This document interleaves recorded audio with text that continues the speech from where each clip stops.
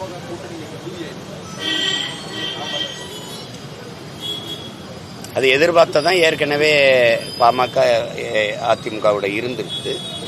இப்போ அவங்களுக்கு வேற இது இது ஒன்று தான் வாய்ப்பாக இருக்கு. அதனால இந்த கூட்டணிக்கு போவாங்கங்கிறது நம்ம எதிர்பார்த்தது தான். அதில் ஒன்று எதிர்பாராத ஒன்று இது நடந்துருச்சு அப்படின்னா தானே அதில் இருக்கு. அது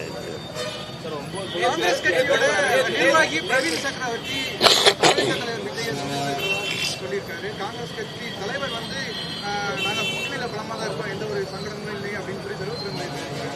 நிர்வாகிகள் தாவே